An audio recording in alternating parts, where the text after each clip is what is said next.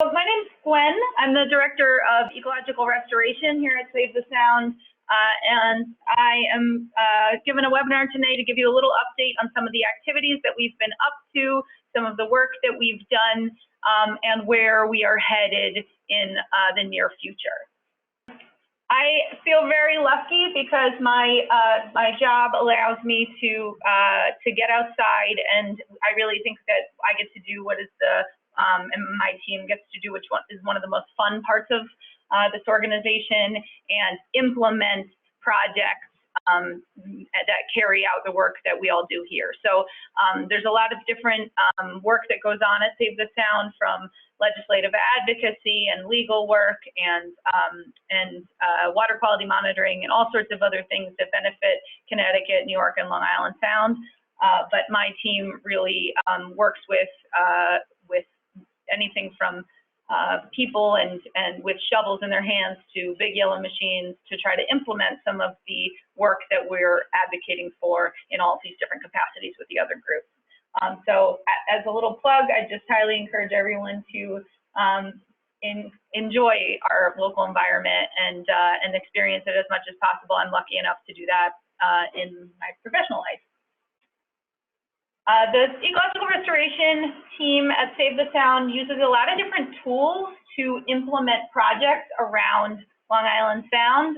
And in my mind, and we kind of think of them in different categories, loosely is different sort of tools in our toolbox to benefit Long Island Sound and Connecticut's environment. These tools include ecological restoration, or habitat restoration, coastal resiliency, green infrastructure, and watershed planning. And I'm going to go through some examples of each of these that we're currently working on or will be working on in the near future. They are all different ways, and there's a lot of overlap between these areas, but they are ways of really improving our local environment. So I'm going to start with green infrastructure. And green infrastructure or low impact development is the practice of using natural systems to manage our stormwater. In this case, either municipal or residential stormwater in our urban environments. There are other kinds of green infrastructure, but when I say it, that's what I'm talking about. I'm talking about stormwater management using green things or infiltrating practices that manage stormwater.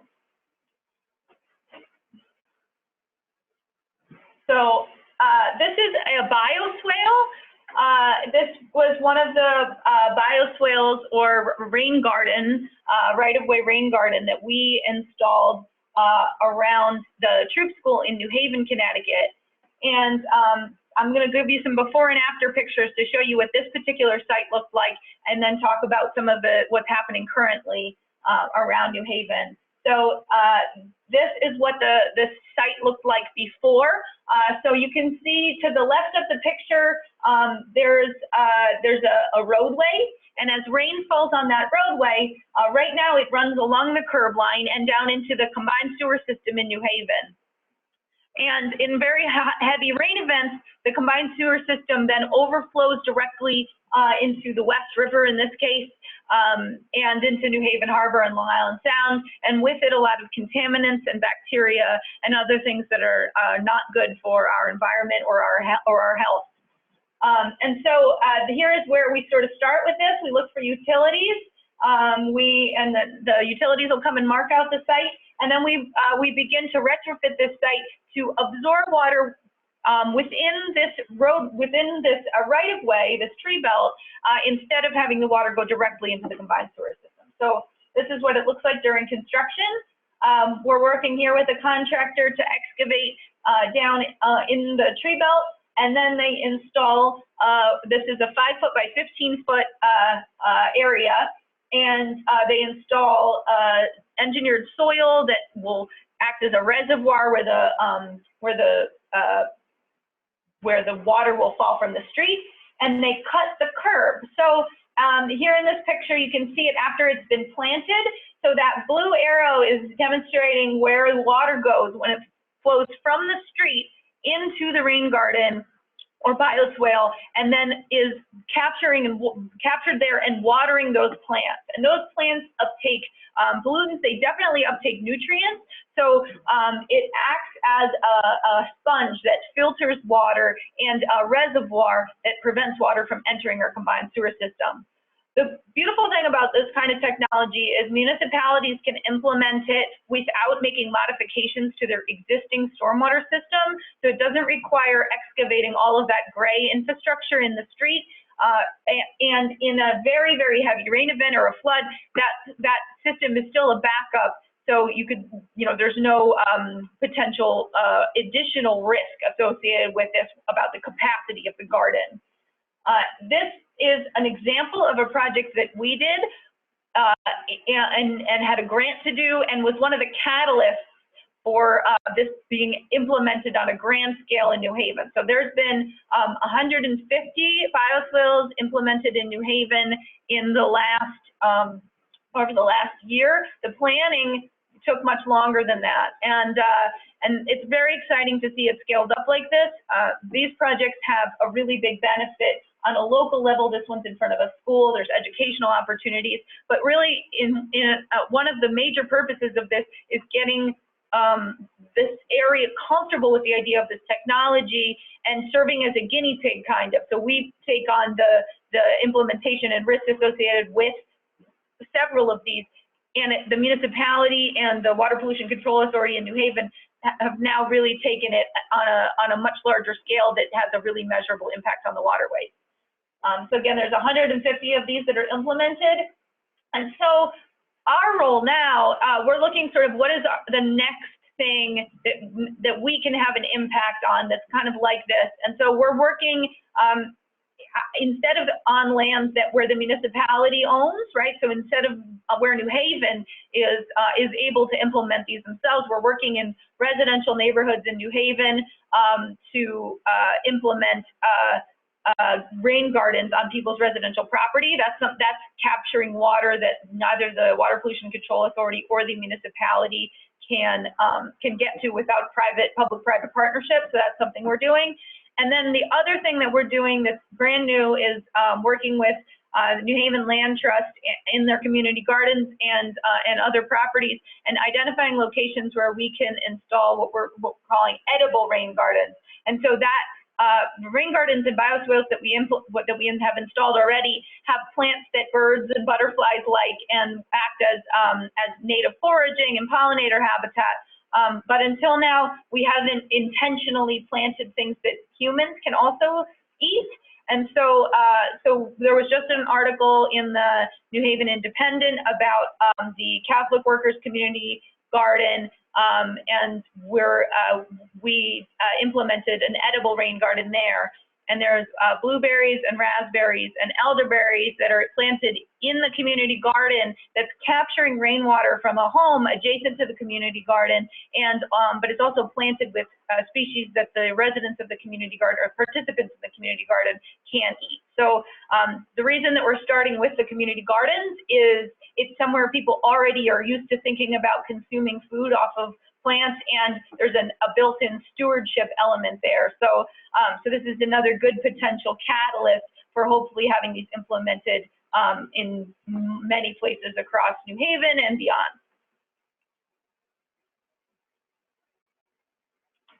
So I'm going to switch tacks to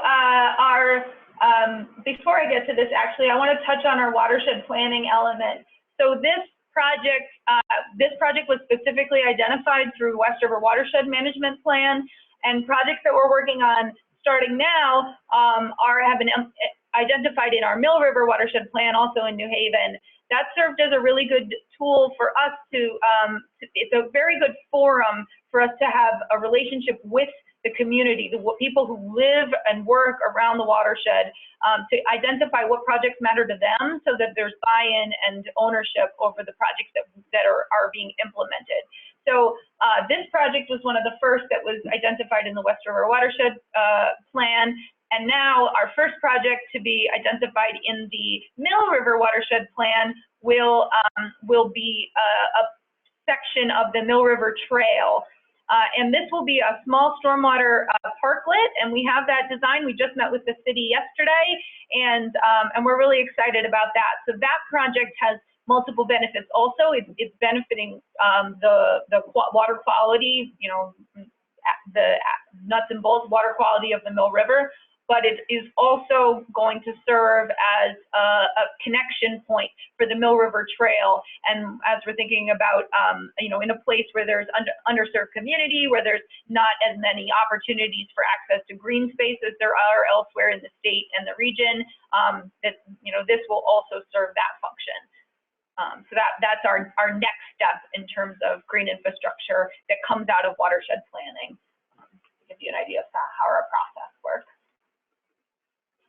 On the river restoration end of our sort of project portfolio, we work all across Connecticut and on the North Shore of Long Island to implement river restoration projects and take down dams. There's over 5,000 dams in the state of Connecticut alone, and many of them no longer serve the purpose for which they were constructed. And so this, for example, is the Clark Brothers Dam in Southington. This used to serve as the mill for the Clark Brothers carriage bolt factory, and it hasn't served that function for a long time. The mill building burned down in, I believe, the 1800s. And so this is blocking migratory fish passage on the Quinnipiac River, but this is an example of the kind of project that we work with our state, local, and federal partners to implement. So this project was funded by the U.S. Fish and Wildlife Service, and I'm going to run through some examples of these kind of projects and just show you some before and after shots of rivers, because this is my favorite part. This is a before picture of Hyde Pond Dam. We're losing your audio. Excuse me? We're not, somehow you're going in and out on the audio. Actually, she isn't for me. You actually were going in and out, so I wonder if it's your connection. Okay. Thank you. Thanks, folks. I appreciate that. Yeah, please let me know if that becomes a problem for the majority of you. But it sounds like there was a individual connection issue. So this is the Hyde Pond Dam. This was a dam removal project we worked on in Mystic.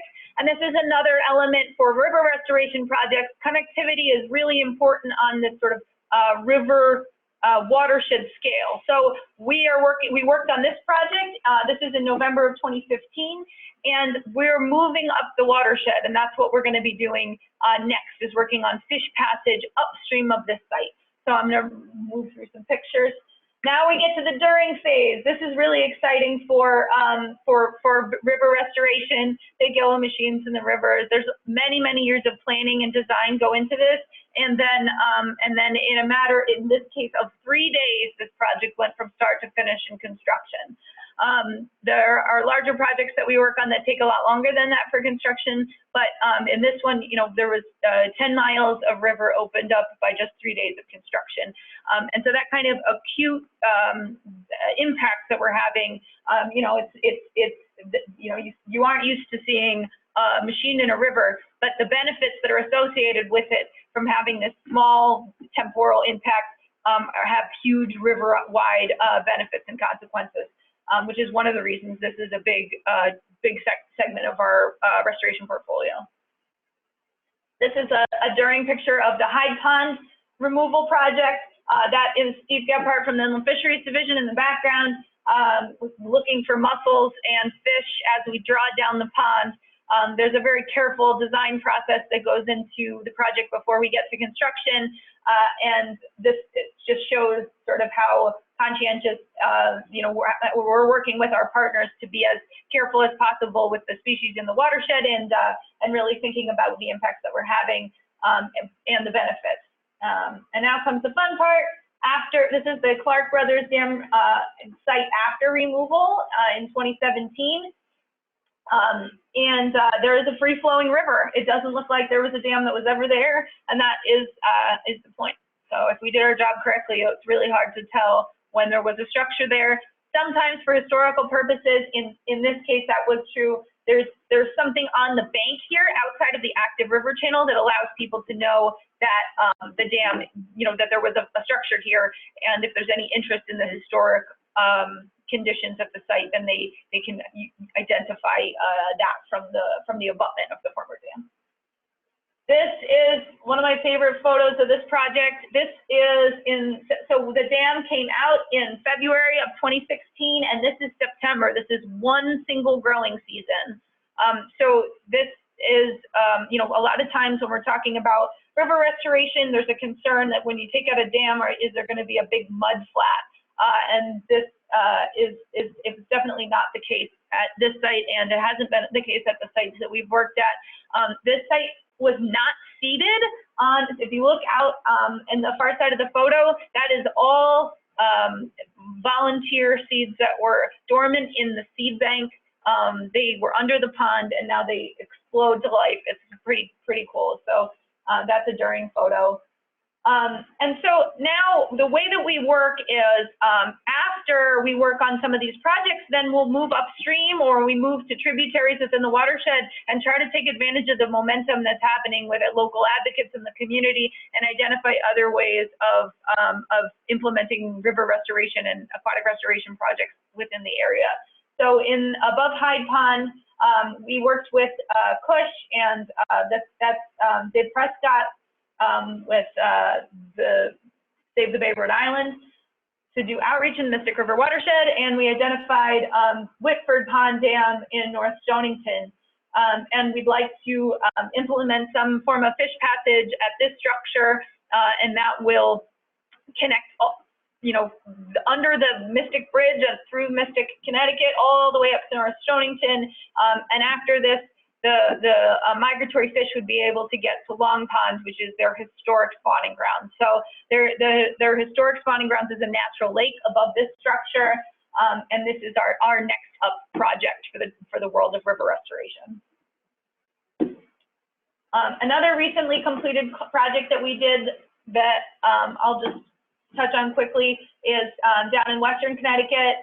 This is the Norotan River culvert. Before it was modified, it was a barrier to fish.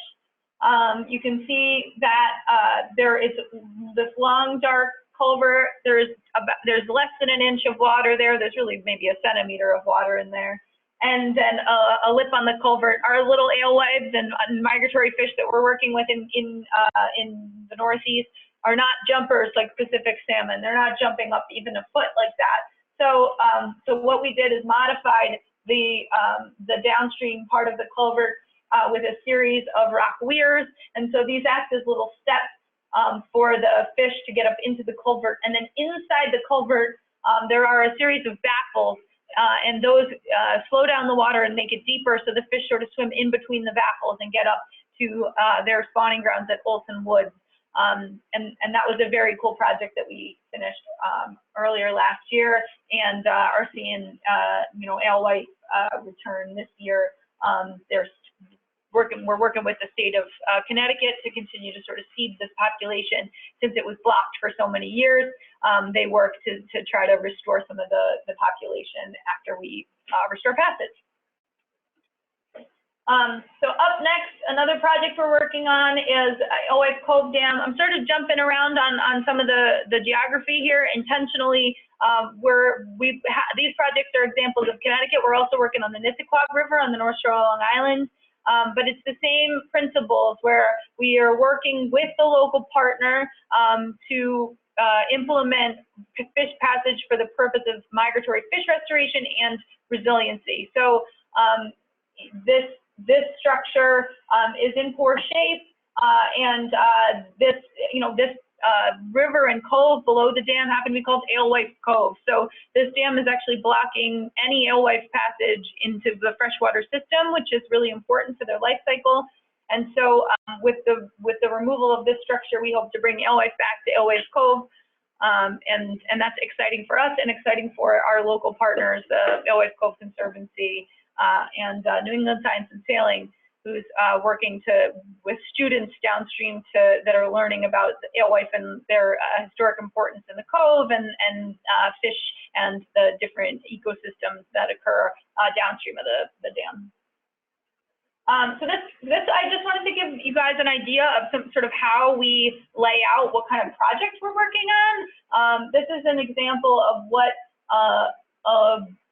initial planning document might look like. So here you know, we have the dam site, and then this is something we might add to a grant application or really as an internal document to start thinking about what the site might look like. So this is not the professional engineering plans, which we will have for every river restoration project, but it's something that we're thinking about when we're trying to devise what kind of project this is, what is the size, what's the scope, what might we be impacting.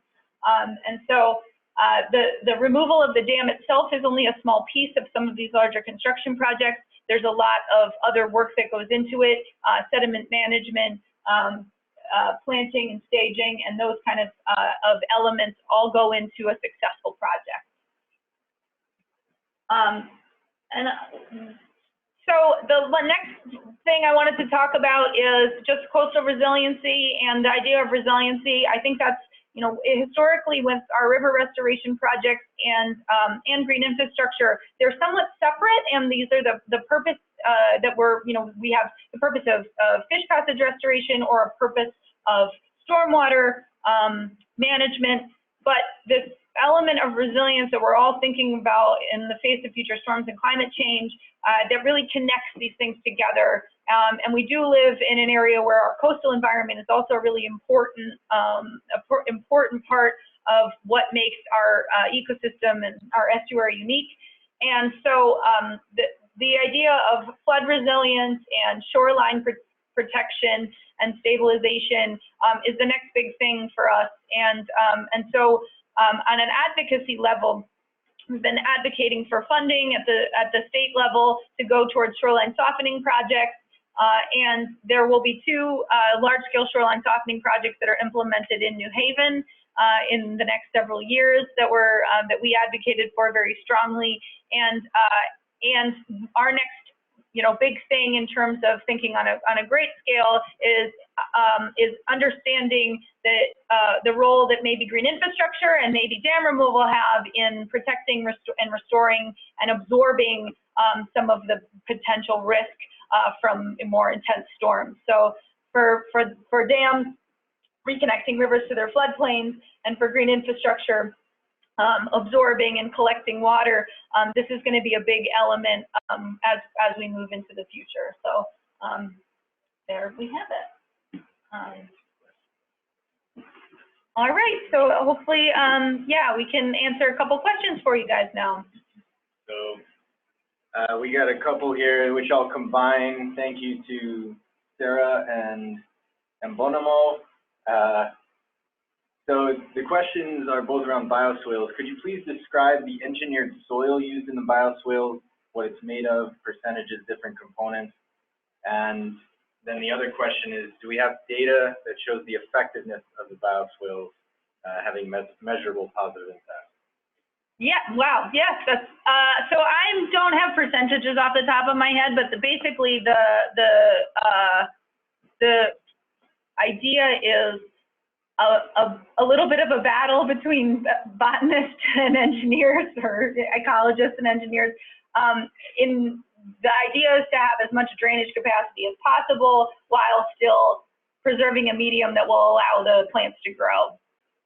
If there's somebody who really does want to know our specific soil mix, I'm absolutely happy to share that information and we can give that to you. I can follow up with that separately if yeah, we can get an answer to you on that. But generally, New Haven soils, and we're very lucky that the surrounding soils have a very high infiltration rate. We're getting like 40 inches an hour in some places for infiltration, or even higher. And so for the engineered soil mix, in some ways, we're really amending what is already good soil. So that reservoir beneath the bioswale is really the first. Just you know, that soil has organic material mixed in with the more sandy underlying soil. there was another part to that I'm missing. Yeah, data on how measurable impact. So for the bioswales in New Haven, the WPCA is working, and Water Pollution Control Authority, excuse me, is working to, they hired Fussin and Neal to monitor a sub sewer shed of around Edgewood and Sherman. They monitored a sub sewer shed, and then they're going to be monitoring after, now that the bioswales are installed. So we will have actual site-specific data on that from New Haven. Although they're expecting New Haven, these will definitely perform, may even outperform what the standards are, because these aren't really designed with the infiltration rate that New Haven actually has, because it's just much higher than is typically found in most places. So these are designed with a little bit of a lower infiltration rate assumption. And so hopefully they will perform or outperform what the intentions are, and then be able to be implemented even more widely. The other element, it's a huge one, is maintenance. If you're in your city in the spring, you'll see a back truck going around to all your different catch basins, vacuuming them out. That's a really big maintenance task. Bioswales require a different kind of maintenance. So it's not that they require more maintenance, it's that they require different maintenance. And so the scale that this is being implemented of 150 makes it so that the city can request a maintenance contract, and now you have someone who's on board to maintain them, because these things are only as good as they, as if they can absorb and catch water. So, so that maintenance is really important. All right. Okay, we have one more follow-up. We started a couple minutes late, so maybe we'll tack this one on the end, and then we'll wrap up here. Thank you, Josiah. So he's asking, what are the best next steps in securing residential bioswales? So I guess I think that question refers to if you wanted a bioswale out front or a rain garden for yourself. Yes, correct. I'm curious, just implementing them on private property, on streets. Right. So the tree belt is a public right of way, is not necessarily private. So depending on, can I ask you, are you in New Haven, or are you elsewhere? Yes. Yeah, so I live in the neighborhood of East Rock on Edgerton Park. And I'm just wondering, I was actually walking around the other day thinking, what's the process to get bioswales in front of some of these properties?